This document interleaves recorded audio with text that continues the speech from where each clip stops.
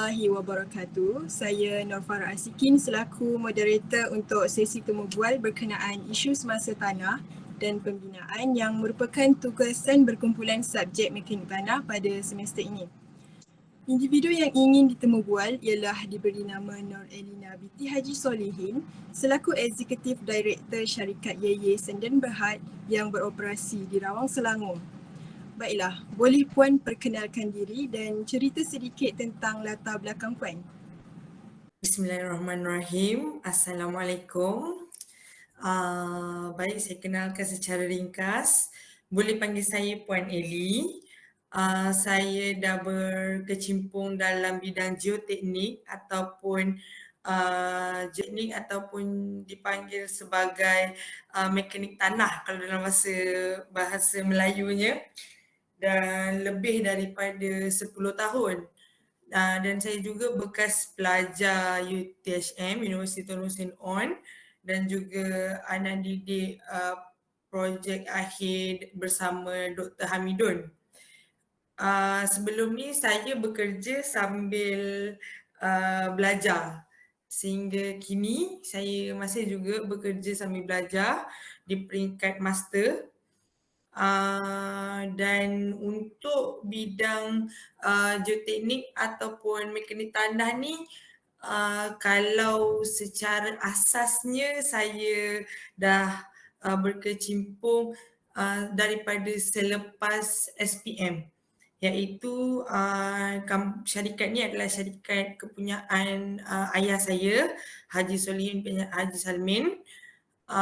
Dan sekarang diteruskan oleh saya sendiri. So sedikit sebanyak kalau information ataupun apa-apa yang adik-adik semua nak tahu, saya dengan terbukanya untuk berkongsi dengan korang semua, insyaAllah. Baiklah, terima kasih Puan. Jadi saya mempersilakan ahli kumpulan saya untuk meneruskan sesi ini. Saya start dulu Puan, dalam sektor pembinaan ini semestinya ada isu-isu yang diistilahkan sebagai masalah atau cabaran yang terdapat dalam sektor tersebut. Kami telah menjumpai isu berkenaan bangunan Highland Tower yang runtuh pada 11 Disember 1993. Boleh Puan jelaskan apakah faktor yang menyebabkan kejadian seperti isu tersebut? Okey. Ini pendapat saya secara personal berdasarkan pengalaman. Okay, so saya tak boleh nak cakap apa yang saya cakap ni adalah fakta, bukan Ini saya cakap adalah berlandaskan pengalaman saya sepanjang dalam bidang pembinaan dan juga mekanik tanah ni berkaitan Highland Tower. Okay, dalam konsep company kami mengamalkan sebelum pembinaan, semasa pembinaan dan selepas pembinaan. Ketiga-tiga ni perlukan pengawalan dan juga penyiasatan, iaitu sebelum pembinaan, semasa pembinaan dan selepas pembinaan. Okey.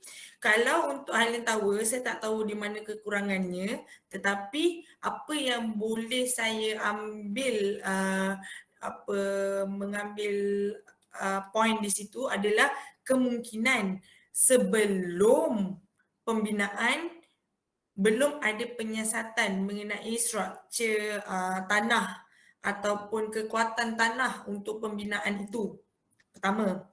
Kedua, semasa pembinaan dijalankan, adakah ia boleh menampung struktur tanah tu untuk menerima beban yang terdapat di atas struktur tanah tu. Ini secara asas saya cerita. Dan ketiga adalah selepas pembinaan. Adakah selepas pembinaan tu bangunan Highland Tower tu tiada sebarang pergerakan, atau kemungkinan dia ada pergerakan yang akan ada berhentinya had ataupun dia akan bergerak, sentiasa bergerak sehingga runtuhnya berlakunya runtuhan tanah tu. So kat situ sangat ambil spek. So begitu juga dekat mana-mana tapak pembinaan bila berkaitan dengan geoteknik ataupun mekanik tanah, itulah tiga perkara yang saya sangat titik beratkan kepada semua, tak kisah yang engineer, konsultan, klien, kerajaan, mana-mana memang tiga perkara itu, iaitu sebelum pembinaan, semasa pembinaan dan juga selepas pembinaan, semuanya perlukan penyiasatan, pengawalan. Okay, dari 3P. InsyaAllah. Selamat tengah hari Puan. Selamat tengah hari. So Puan dah almost 10 years dah bekerja. Mm-hmm. Kan bukan macam Puan cakap. Lepas tu dah sambung ke master. InsyaAllah. Baguslah. So boleh Puan ceritakan tak how the soil technology yang berkaitan teknologi yang berkaitan dengan tanah yang the latest Puan yang maybe help in soil and construction. Faham tak? Maksudnya Teknologi teknologi yang kita hadapi sekarang ni ya. di Malaysia lah saya ambil Ya, maybe Puan boleh share? Alright. Zaman 2015 hingga 2018 something lah I mean bawah daripada 2010 lah macam tu. Okay. Seperti semua sedia maklum, kita kalau nak ambil level tanah pakai apa? Pakai staff, pakai theodolite. Setiap kali kita ambil reading. Macam tu je lah kita nak tahu. Setiap hari dia datang monitor. Okay. Hari ni ada turun tak tanah, esok ada turun tak tanah, esok dia naik ke tidak, turun ke tidak, apa semua tu lah. Okay. Tapi sekarang ni untuk teknologi kita panggil sebagai INSAR.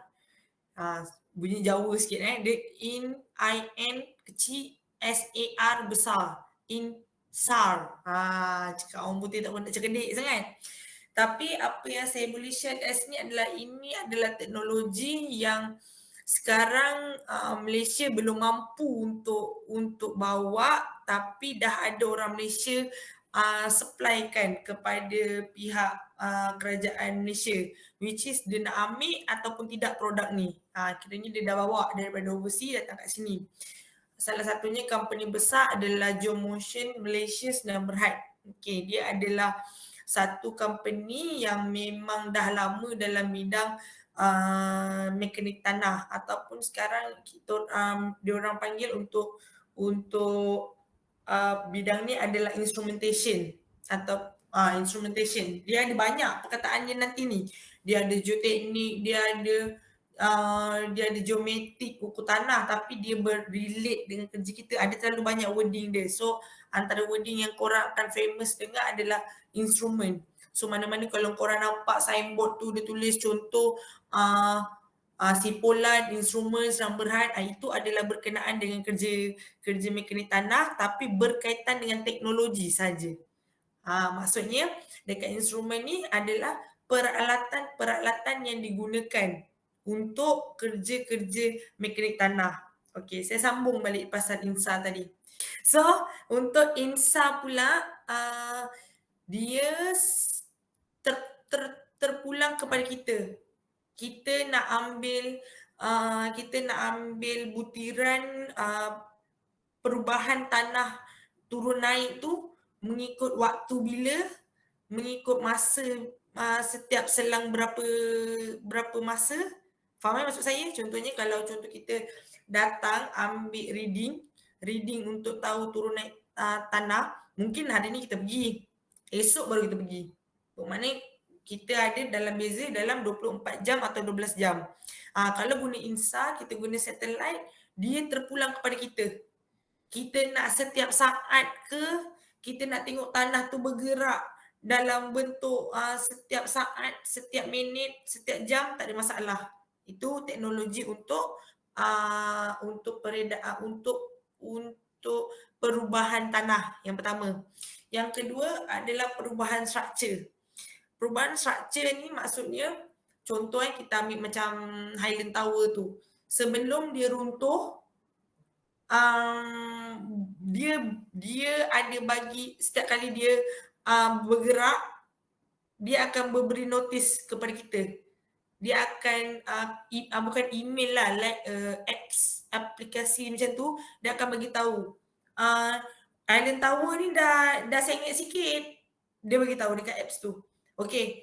Lepas tu kita check adakah dia dalam keadaan selamat ataupun tidak. Kalau dia kata selamat, okey, kita diamkan je. Lepas tu esok lagi dia ada bergerak lagi. Lepas tu kita, dia akan bagi notification kat kita. Okay, Highland Tower ni dah bergerak lagi ni daripada semalam ni. Okay, kita tanya, adakah dia masih selamat? Kita check balik. Oh, dia kata dah tak selamat. Kita akan turunkan semua penduduk-penduduk kat situ. Selalunya apps ini dimiliki oleh rumah-rumah yang bermilion-milion yang mampu untuk beli apps ini. Selalunya macam kalau you all nak beli rumah, kalau rumah tu contoh 3 juta, 4 juta, tanya ada ke aplikasi untuk pengawalan rumah? Sekarang ni, zaman sekarang. Dia kata ada. Apps ni ada untuk pengawalan rumah.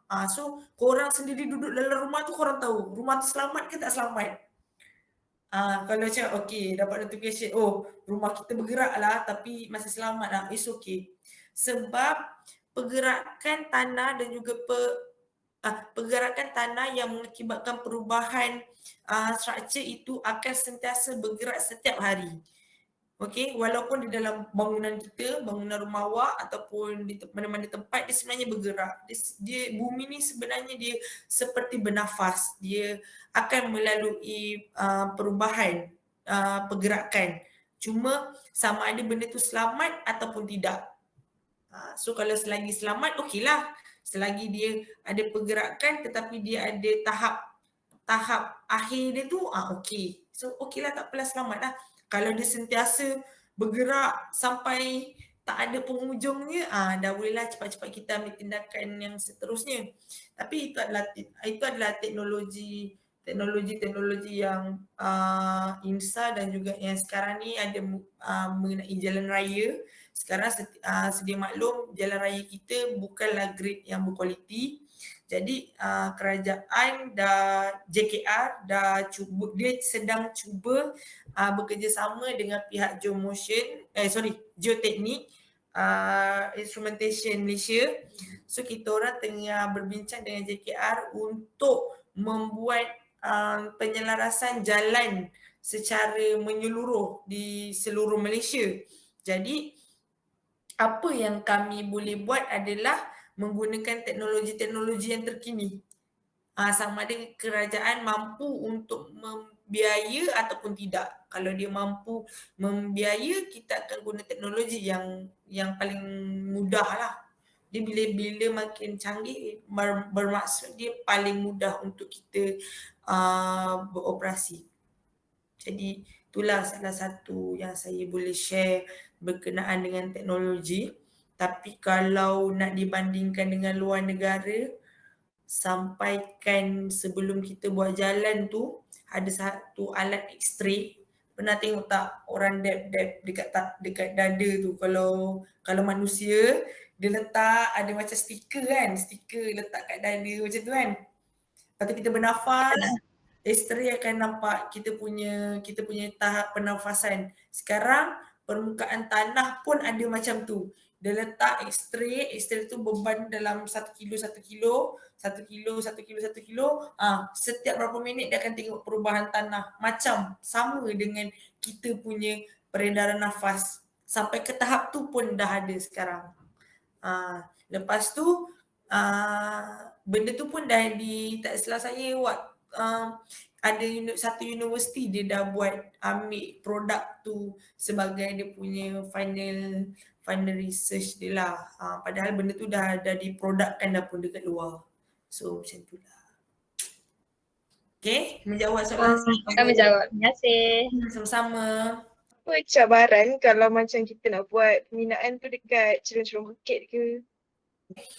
Cabaran untuk membuat pembinaan di cerun-cerun bukit Okey.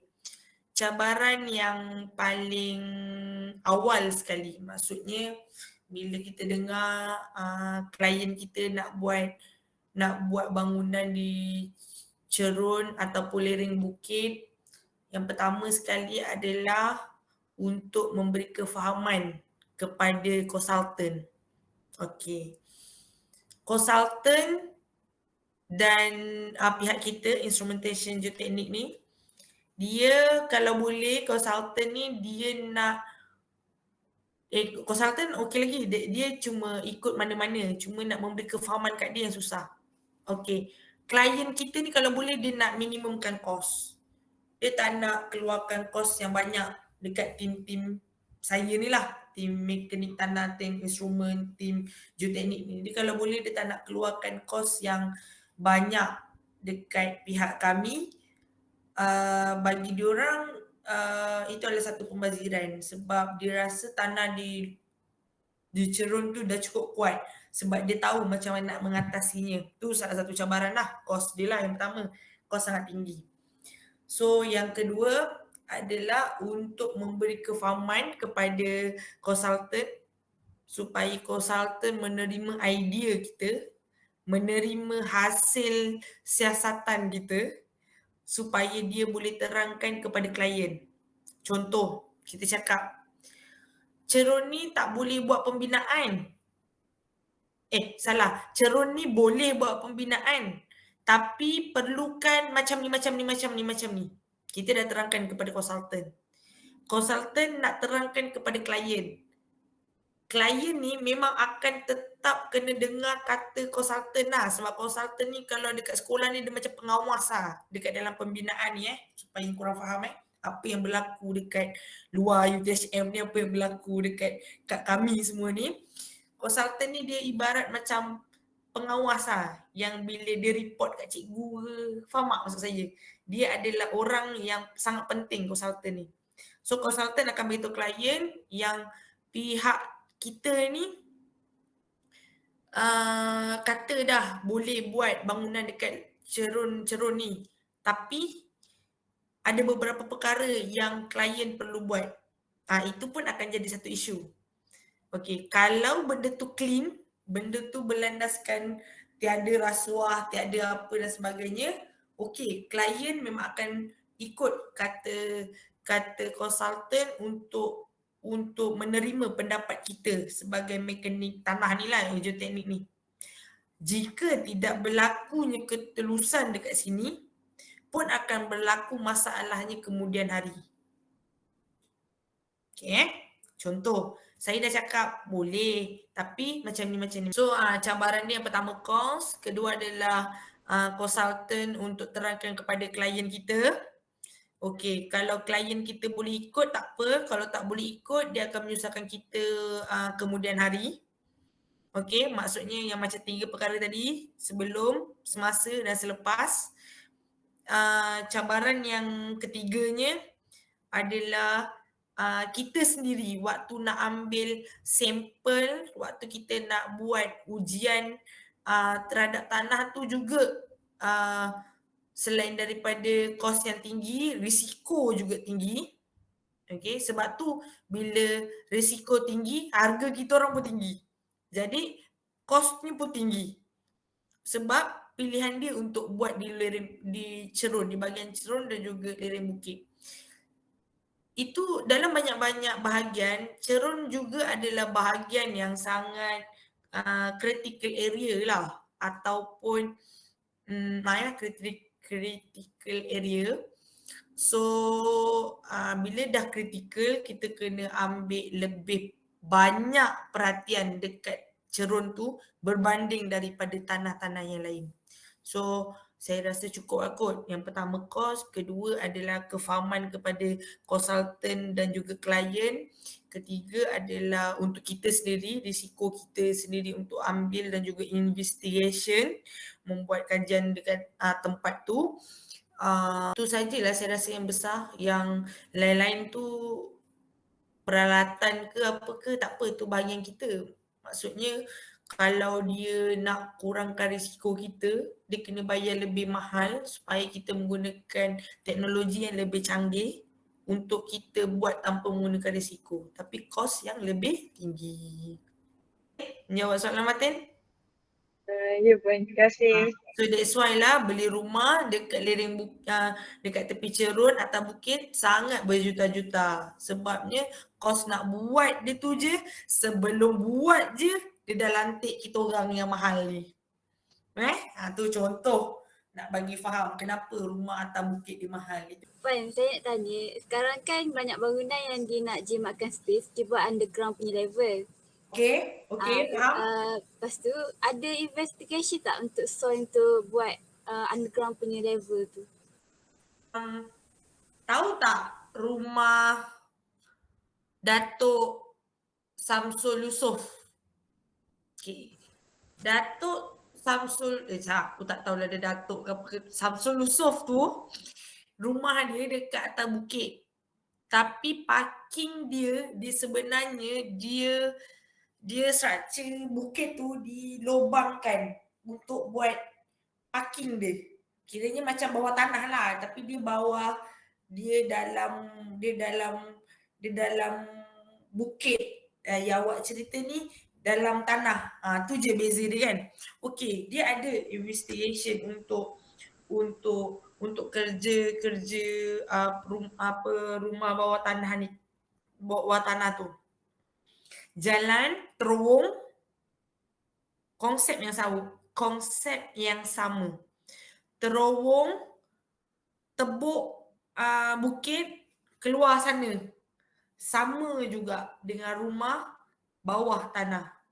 Konsep yang sama, memerlukan soil investigation ataupun kita panggil SI method yang sama.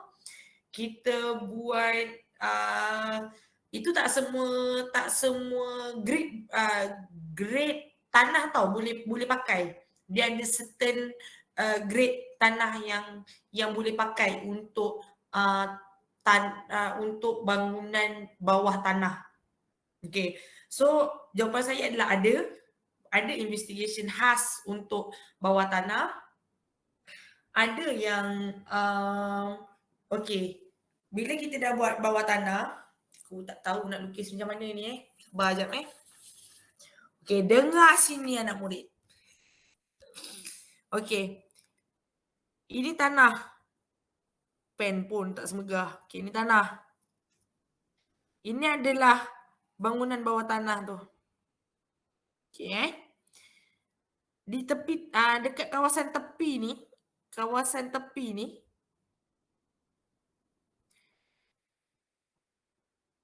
terlalu banyak test dalam dia ni. Soil investigation, concrete test, steel test, steel tu orang panggil riba test.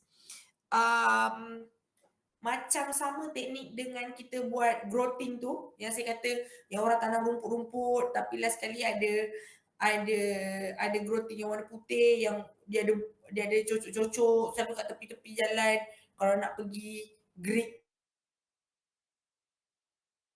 Kelantan ke, nak pergi Sungai Buloh ke, ada banyak benda-benda tu semua tu, dia menggunakan teknik yang sama dekat sini.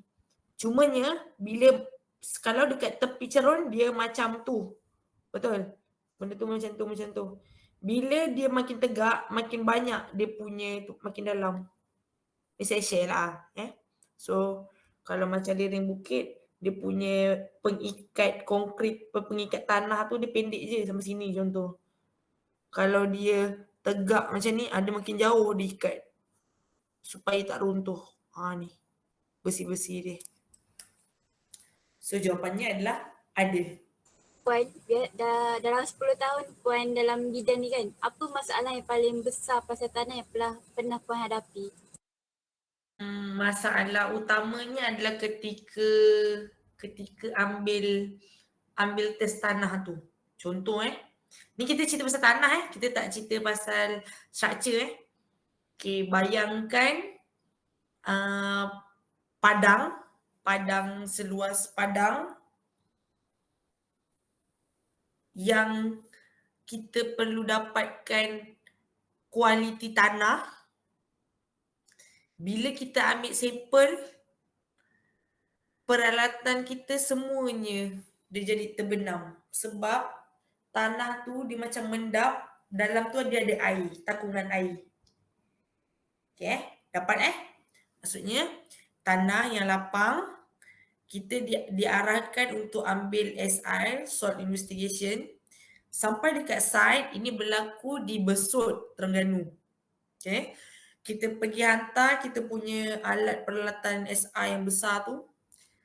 Sampai kat tengah tu, kita keluarkan kita punya macam alat tu lah, boring ni kita mula nak korek. Kita nak korek ambil sampel.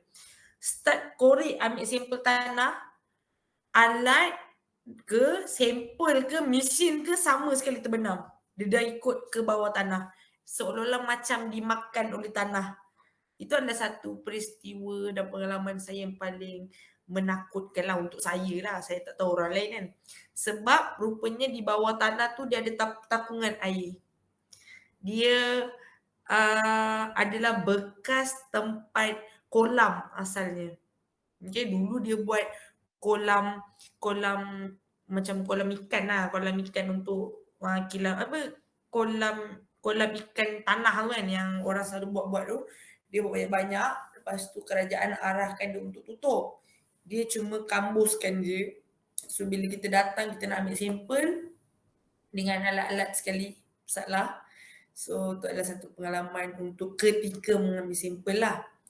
Untuk masalah lain, saya rasa untuk soal investigation ni tak ada masalah sangat sebab kerja kita adalah mengambil sampel dan juga membuat ujian.